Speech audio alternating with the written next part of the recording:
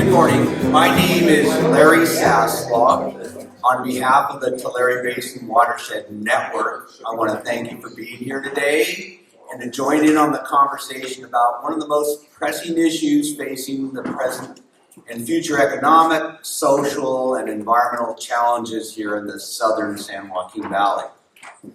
As a current president of the Tulare Basin Watershed Network, I'd like to introduce or remind you what this watershed network is all about.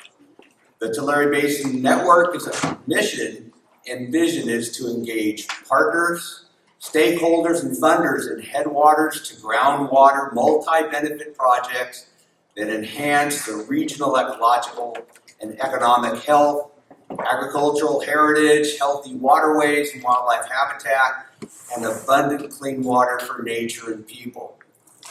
We're in the early stages of building this coalition of stakeholders within the basin to better share the information, knowledge, expertise, experience, organizational resources, and collective capacities to improve and strengthen to sustain our watersheds. Here's our elevator pitch. The network implements innovative solutions to achieve ecosystem and watershed resilience across the Tulare Basin by 2040. No small task. We're working to accomplish this by initially gathering the people and organizations to develop a shared understanding of the problems, potential solutions, and current activities. We're working to develop relationships to increase capacities to get the work done, amplifying our voices and influence for increased funding, for projects, and increased capacity in state and federal resource agencies to help us get these things done. To get the work started, we've been funded through grants from the Landscape Conservation Catalyst Fund, the Central Valley Joint Venture, and Edison International. We're developing outreach and strategic products such as resilience indicators in a group to identify what are the specific indicators for the health and function of watersheds and the metrics to measure progress and success in the upper, middle, and lower reaches, from the Sierra Crest down to the natural and working lands and aquifers on the valley floor. This program today is one of the many steps we will be taking to move towards a coordinated effort to successfully improve the state of the Tulare Basin. Our speakers and panels will discuss where we are in 2022 and where we might work towards shared solutions in the future.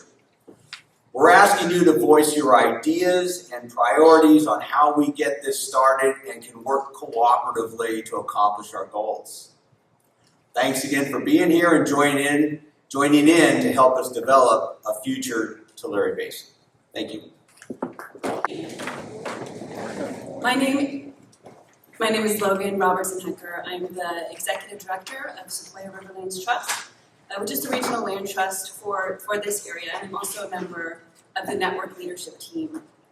As we begin today, I'd like to express deep gratitude for this land that we're here to discuss and learn about today, which includes the watersheds of the Kings, Kalia, Tule, and Kern rivers, as well as dozens of smaller creeks, from their sources in the high elevations all the way down to and including the valley floor. And special gratitude to the Native peoples who stewarded and thrived on this land for hundreds of generations and who live on this land still. As we're beginning today, I'd like to invite each of you to think about how you came to be here today. Not just the colleague who forwarded you the email invitation or the mailing list that you subscribed to, but the generations of people who have come before us, as well as the colleagues and mentors who began the work that we're focused on today. Some of these people are still with us, walking alongside us and we mourn the loss of others, even as we seek to honor their lives through our work. Lastly, I'd like to acknowledge the generations yet to come, for whom we hope to secure a thriving future.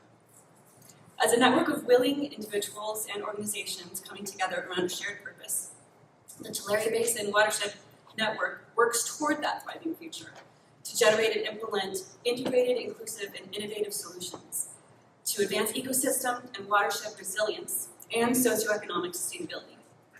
What do we mean by resilience?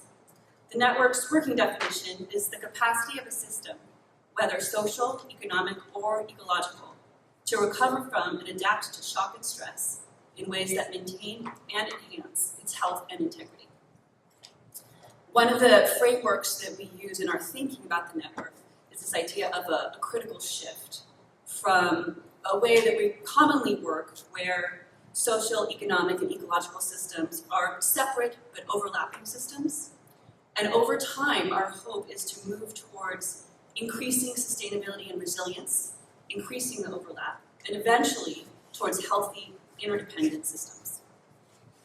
As Larry mentioned, the ways that the network is going about doing this, our initiatives include events like this one to build knowledge through relationships and alignment, the Sequoias to the Sloughs pilot in Deer Creek.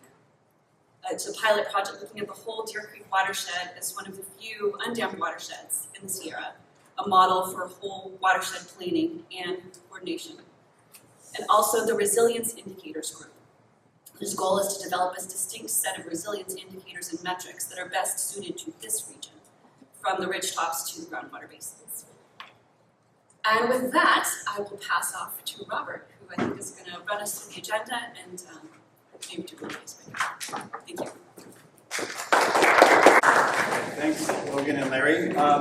So, very small print. You have I think you have the handout with the agenda as well. So I won't go through this in detail, but I'll just say that first of all, we're really appreciative of the speakers we have here today. It's a wonderful range of speakers with some diverse backgrounds all the way from the federal level, the state, regional, local levels, NGOs, nonprofits, government, business community. So we're really grateful for that, and so thank you for being here, and thank you also for participants. There will be some interactive time later in the day, which we have in the afternoon, a dialogue session, which will be more interactive, and we'll be eager to get your ideas and input in as well. We will obviously have a lunch break. If all goes well, we'll be mostly on time. Of course, with these events, it's sometimes hard to keep everything exactly the way you want to go, but that's our plan. And we will be doing a Zoom per the keynote. We'll have a Zoom call in with Kim Markovic from DWR in the second half of their lunchtime. And then we'll do our interactive session at around 2 o'clock. And then we'll wrap up with our forward-looking strategies as well, things that are kind of in process on the horizon and are really have some exciting potential as well. So I'll just want to acknowledge too that we've done our best to have a diverse panel of speakers throughout the day. We are always seeking to be more diverse in our speakers and our participants. So we're working on it. It's not for lack of trying. We just got to keep at it and really kind of stick with it. And we hope that not only will we increase in the diversity, but also certainly in the number of allies and communities that we're engaging in this work. Let's see. So I think that's all I want to say about that. Other than, unfortunately, one of our speakers, Don Cameron, couldn't make it today. He is actually stuck in New Zealand under COVID protocols, so it's a good place to be stuck, for sure. He's on the mainland as of last night. Oh, he is? Okay. You made it back. Okay. All right. We're lucky to have Ran Akiona joining us, who's pinch hitting for him. So we're really glad for that. Thank you, Ren. Let's see. I think that's it for that. There's the next slide, which is about our. Let's see. Yeah, just some quick guidelines here. My sense is that everyone already does these things, but sort of just kind of quick reminder of kind of the spirit of the network and collaboration. We just invite you all to engage folks outside of your bubble, outside of your silo. It may feel a little bit awkward and uncomfortable at times to kind of talk to people you're not familiar with, but and I know personally sometimes I kind of go, oh, I really don't want to do that, but I rarely find that I'm sorry that I did it, that I reached out to somebody. So we ask you to try that today. It's a small enough group to make it easy to do that. Listen with curiosity and speak respectfully, even if they've got a different idea or a different ethos. Try and find the common ground in there, that what kind of you have in common, and try and appreciate their perspective. And then lastly, just more practically, just please turn off your cell phone ringers so there's no disruption during the day. And And I think that's it, effectively. The next slide, Julie, I think. Okay, so this is just in the spirit of collaboration. This is one of those UGG moments, but for some of you. But just to ask that you turn to a neighbor, someone that you maybe don't know so well, and you might have to go to a different table just to turn around there if you don't know them too well. And just introduce yourself and kind of share why you're here and what you care most about in the Basin. So just a couple minutes, that's all. Just find someone nearby.